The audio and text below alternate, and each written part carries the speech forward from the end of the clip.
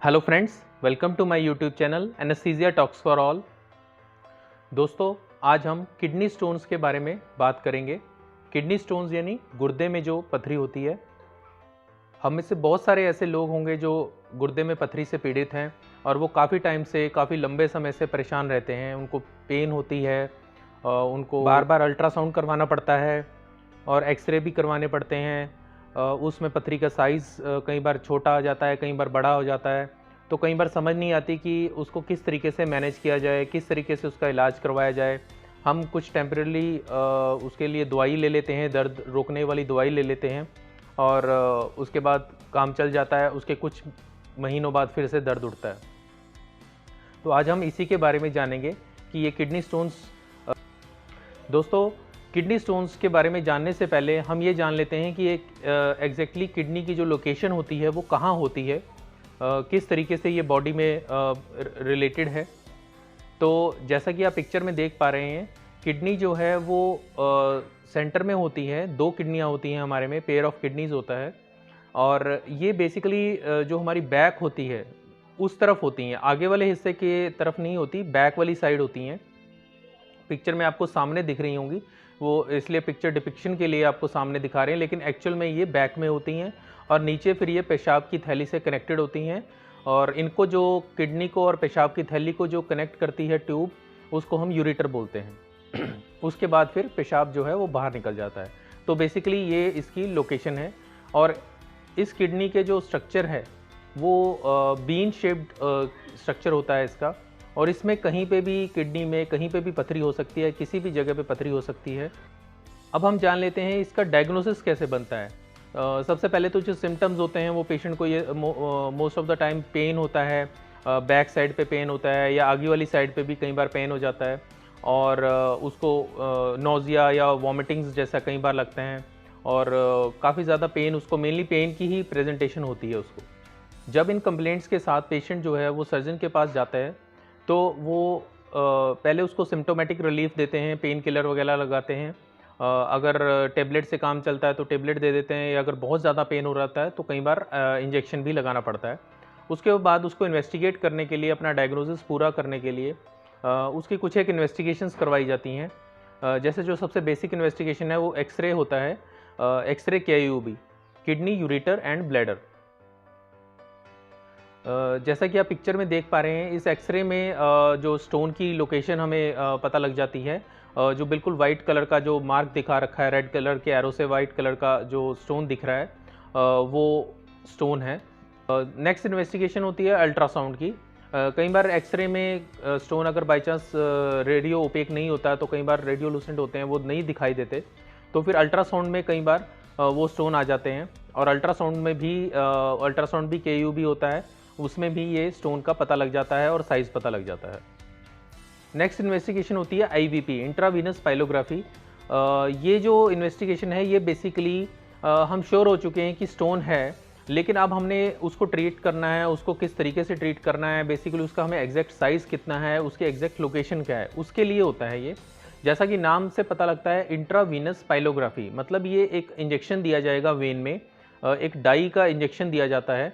जैसा कि आप पिक्चर में देख पा रहे हैं, जब उस डाई का इंजेक्शन दिया जाता है और ये डाई जो है ये उस किडनी, यूरेटर और ब्लैडर वाले जो एरिया है उसी में जाती है। और उसके बाद फिर एक्सरे लिया जाता है। तो उससे जो फिलिंग डिफेक्ट आते हैं उससे हम एक्सरे में आता है, उससे हम स्टोन की एग्जैक्ट लोकेशन को पता कर सकते हैं। नेक्स्ट आता है CT स्कैन। कई बार बहुत ऐसे स्टोन्स होते हैं जो कई बार पता नहीं लगते बार बार, लेकिन पेशेंट को दर्द हो रही होती है या लोकेशन उसकी पता नहीं चलती, इवन IVP भी पता नहीं चलती। तो उसका फिर CT स्कैन किया जाता है और जिससे हम अपना डायग्नोसिस बना सकते हैं। उसके बाद कुछ ब्लड टेस्ट होते हैं, जैसे किडनी फंक्शंस टेस्ट होते हैं जिसमें यूरिया, क्रेटिनिन वगैरह होता है, यूरिन का टेस्ट होता है, ये भी करवाए जाते हैं। नेक्स्ट हम आते हैं इसके ट्रीटमेंट ऑप्शन पे। ट्रीटमेंट ऑप्शन जो है वो मेनली डिपेंड करता है साइज़ ऑफ द स्टोन के ऊपर और आपकी प्रेजेंटेशन के ऊपर कि आपको किस तरीके की कंप्लेंट्स हैं। कई बार स्टोन बहुत छोटा होता है लेकिन पेशेंट को बहुत ही ज़्यादा परेशान कर रहा होता है, बहुत ही पेन होता है, बार बार पेन होता है, रेकरेंट पेन होता है। कुछ दवाई लेने से सेटल भी हो जाता है लेकिन उसको कुछ दिनों बाद फिर से पेन हो जाता है। कईयों के स्टोन ही बहुत बड़े होते हैं, साइज़ ही उतना बड़ा हो जाता है कि वो किडनी के फंक्शन को ही हार्म करने लगता है। इसलिए उनका ट्रीटमेंट जो ज़रूरी हो जाता है। तो सबसे पहले हम ट्रीटमेंट ऑप्शंस जान लेते हैं। इसमें 2 ऑप्शंस हैं, एक है नॉन ऑपरेटिव और एक है ऑपरेटिव।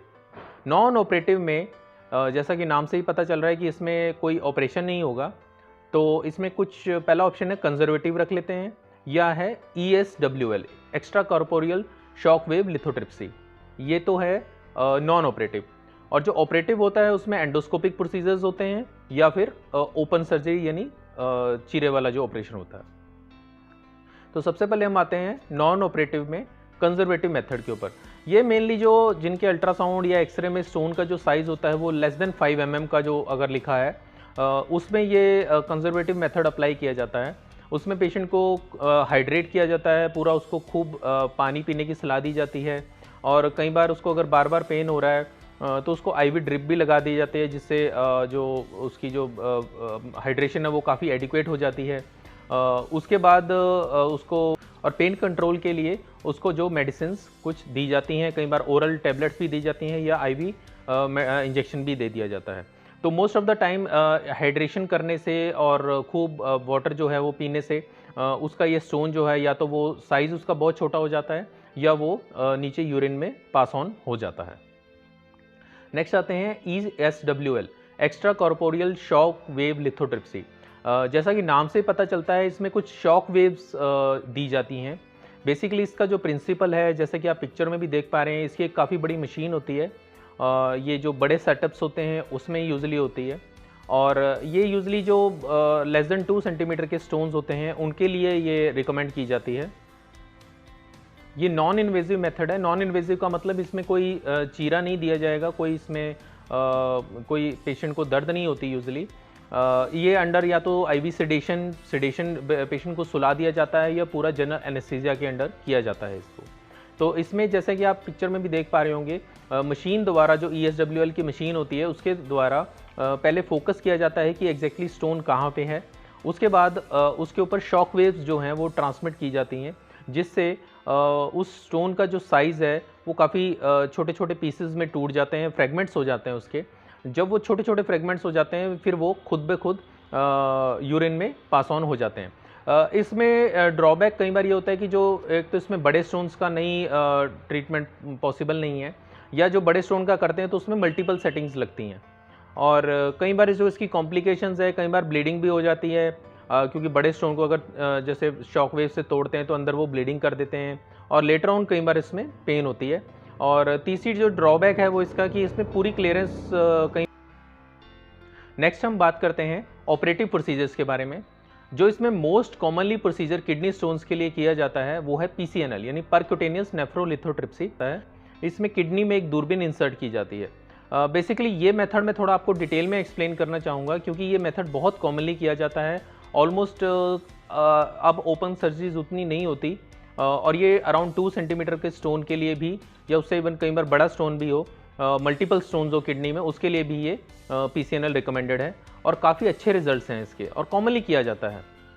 पेशेंट को जो एनेस्थीसिया पार्ट किस तरीके से दिया जाता है, इसमें या तो स्पाइनल एनेस्थीसिया होता है, मोस्टली स्पाइनल एनेस्थीसिया होता है, या किसी पेशेंट को जनरल एनेस्थीसिया में भी किया जा सकता है। जिस पेशेंट को कोई स्पाइन की दिक्कत हो या पहले कोई और इशू हो स्पाइन का, उसको इसको जनरल एनेस्थीसिया में कर सकते हैं। अदरवाइज मोस्टली ये स्पाइनल एनेस्थीसिया में किया जाता है। स्पाइनल एनेस्थीसिया लगने के बाद पेशेंट जो है वो OT टेबल पर लेट जाता है सुपाइन पोजीशन में। जैसे कि आप पिक्चर में भी देख पा रहे हैं, ये सुपाइन पोजीशन होती है, यानी सीधे होके लेटना।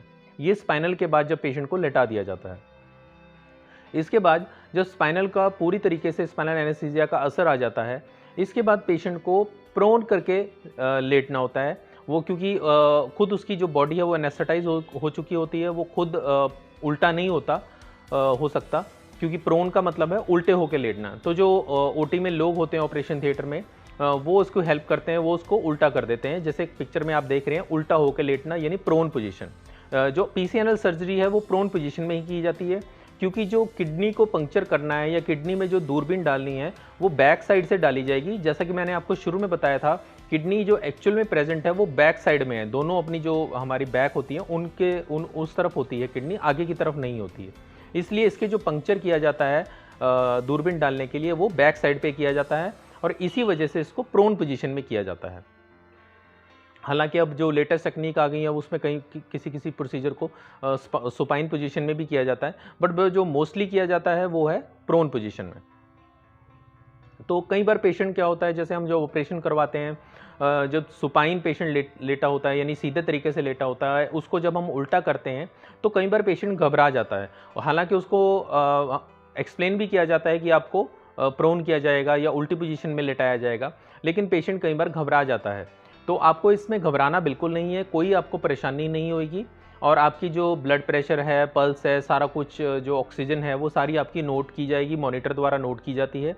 आपको किसी भी तरीके की कोई प्रॉब्लम नहीं होगी। हाँ, यदि आपको कोई दिक्कत आती है, कोई उल्टी जैसा शिकायत होती है या कोई घबराहट होती है, तो वहाँ खड़े आपके पास जो एनेस्थेटिस्ट डॉक्टर हैं आप उनको बता सकते हैं और वो इसका इलाज करेंगे। आपको किसी भी तरीके की कोई परेशानी नहीं आने दी जाएगी। आपको जो बाजू हैं वो भी आपकी सही तरीके से रखी जाएंगी, आपकी बाजू कोई ऐसे नीचे नहीं गिर जाएंगी, आपकी बाजुओं को सही सपोर्ट मिलेगी, आर्म रेस्ट के ऊपर सपोर्ट दी जाती है।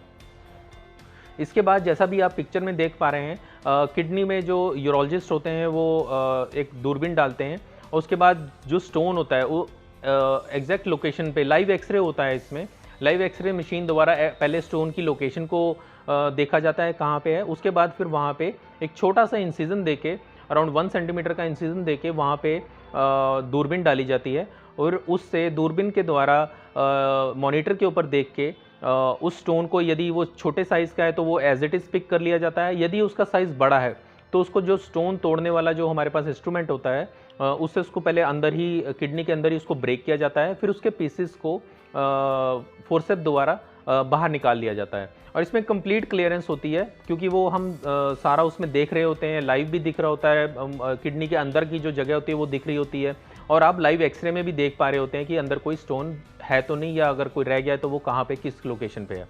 तो ये पूरी क्लियरेंस की जाती है इसमें। जब ऑपरेशन खत्म होता है तो उसमें जिस इंसिजन के थ्रू ये दूरबीन डाली गई थी वहाँ पे एक छोटी सी पाइप छोड़ दी जाती है, जिसको हम ड्रेन भी बोलते हैं। वो ड्रेन इसलिए छोड़ दी जाती है कि ताकि अगर कोई ब्लीडिंग अंदर हो तो वो इकट्ठी ना हो और वो हमें पता चल जाए। यूजली ऐसा ऑपरेशन होने के बाद जब पेशेंट की ड्रेन हो जाती है, उसके बाद उसकी ड्रेसिंग की जाती है, उसके बाद पेशेंट को सीधा कर दिया जाता है, उसके बाद पेशेंट को बाहर ओटी से बाहर शिफ्ट कर दिया जाता है after checking all the vitals. इसकी कुछ एक कॉम्प्लिकेशंस कभी कभी किसी पेशेंट में हो जाती हैं, यूजली नहीं होती, लेकिन फिर भी हमें उनका पता होना चाहिए। कई बार अगर बड़ा स्टोन होता है तो उसके किडनी के अंदर ब्लीडिंग होने के काफ़ी चांसेस होते हैं, उसके लिए फिर ब्लड ट्रांसफ्यूज़ करना पड़ता है। या कई बार जब पंक्चर लेते हैं तो क्योंकि लंग्स का जो लोअर पार्ट होता है वो किडनी के बिल्कुल पास होता है, तो कई बार ये पंक्चर जो है वो लंग्स में भी चला जाता है, उसका फिर उस तरीके से मैनेजमेंट की जाती है, चेस्ट ट्यूब वगैरह डाली जाती है। या कई बार ये जो पंक्चर है ये अंदर जो इंटेस्टाइन्स होती हैं उनको भी इंजरी कर सकता है, बट बड़े रेयर केसेस में होता है ये सब। नेक्स्ट है, कई बार ये लेटर ऑन अगर सर्जरी लंबी चल गई हो या काफ़ी बड़ा स्टोन हो तो उसमें यूरोसेप्सिस हो जाती है। जब पेशेंट डिस्चार्ज होता है तो उसकी ड्रेन निकाल दी जाती है और एक ड्रेसिंग अप्लाई कर दी जाती है। जब सूचर आउट के लिए पेशेंट आता है तो उसका जो स्कार होता है वो आप देख सकते हैं पिक्चर में, ये अराउंड 1 सेंटीमीटर का छोटा सा स्कार होता है, इसी के थ्रू सारी सर्जरी हो जाती है और बाद में कोई खास स्कार विजिबल भी नहीं होता, और ये बहुत ही कंफर्टेबल पेशेंट को लगती है सर्जरी। कई बार पेशेंट को दोनों साइड के स्टोन्स होते हैं तो पेशेंट पहले एक तरफ का स्टोन का ऑपरेशन करवाता है, पीसीएनएल करवाता है, फिर दूसरी तरफ का भी करवाता है। तो ये बड़ी रूटीनली की जाती है और हर जगह ये काफ़ी कॉमनली डन प्रोसीजर है। लास्ट में मैं आपको कुछ ओपन प्रोसीजर्स के बारे में बता देता हूँ जो ओपन किडनी स्टोन करना पड़ता है। कई बार जो स्टोन होता है वो बहुत ही बड़ा होता है, स्टैगहॉर्न कैलकुलस कई बार बोलते हैं उसको, यानी उसने किडनी को पूरा ही ऑक्यूपाई किया होता है। तो ऐसे केस में पीसीएनएल करना थोड़ा रिस्की रहता है और पॉसिबल नहीं होता क्योंकि स्टोन क्लियरेंस नहीं होती, क्योंकि उसमें काफ़ी ज़्यादा टाइम लगता है। तो ऐसे केस में हम ओपन सर्जरी भी करते हैं और उसके लिए लेकिन थोड़ा रिक्वायरमेंट्स होती हैं, ये भी अंडर स्पाइनल एनेस्थीसिया या मोस्टली अंडर जनरल एनेस्थीसिया ही किया जाता है। उसके बाद पेशेंट को जो पोजीशन होती है इसकी लेटरल पोजीशन में किया जाता है, मतलब जैसे पीसीएनएल तो हमने पेशेंट को प्रोन कर दिया था, उल्टा कर दिया था, इसमें पेशेंट को एक तरफ करवट दिलवा के लेटना होता है, जिस तरफ की प्रॉब्लम होती है वो साइड ऊपर होके। उसके बाद इसमें इंसिजन काफ़ी बड़ा दिया जाता है, जैसा कि आप पिक्चर में देख रहे हैं, स्कार देख रहे हैं आप, काफ़ी बड़ा स्कार होता है।